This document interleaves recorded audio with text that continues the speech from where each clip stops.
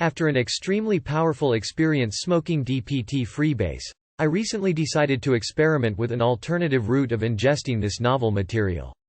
My patron had also provided me with some of the hydrochloride salt, and I chose to try insufflation this time. I had inadvertently taken considerably too much of the material when I had experimented with smoking it, so I decided to be more cautious this time, laying out only 100 mg of the fine white powder in 2 short lines even though I had been encouraged to try 150. After grounding and centering myself by meditating for a while, I rolled up a crisp new $20 bill and inhaled 50 mg up each nostril. Thankfully there was no burn to speak of, although as the material hit the back of my throat I experienced some extremely medicine-y tasting post-nasal drip.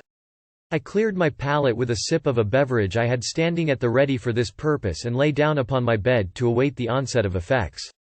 There was a latency period of about 5 minutes or so, after which I felt a warm, glowing ball of energy begin to form around my genital area, which became highly sensitized. This felt extremely pleasant and very erotic.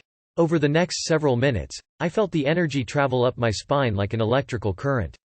Eventually it seemed to terminate at a center in my head, and when it did so, I started to experience the full visionary effects of DPT.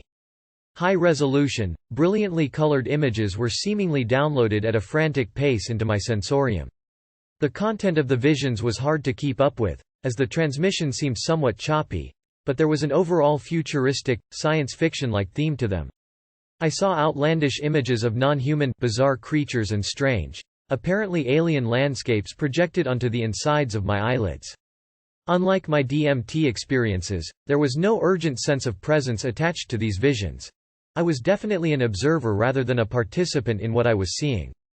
I found it rather hard to stay focused on the visionary content of the experience, however, because of some rather distressing physical effects that began to manifest at about the same time.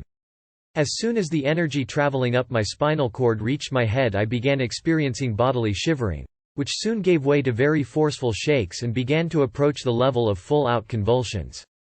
My limbs were flailing about and my body was jerking around uncontrollably all over my bed.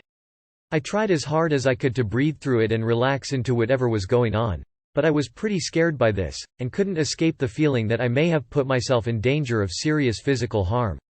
My breathing became rapid and shallow, my head was whipping back and forth from side to side, and I held on for dear life, hoping that it would pass quickly.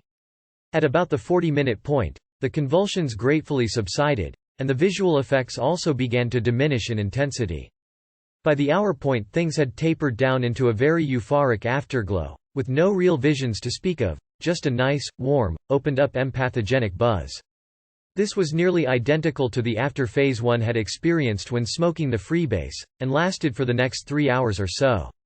While I feel grateful to have had the opportunity to work with this rare and novel compound, I would be very hesitant to explore it further due to the extremely distressing nature of the physical side effects that I encountered during this experiment.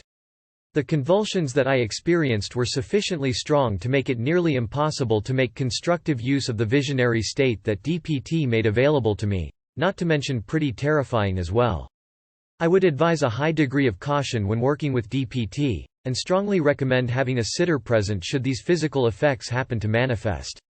In my own final analysis, however, there are plenty of other materials out there that open up similar enough spaces without these distracting somatic symptoms to leave me relatively uninterested in pursuing this avenue of exploration any further.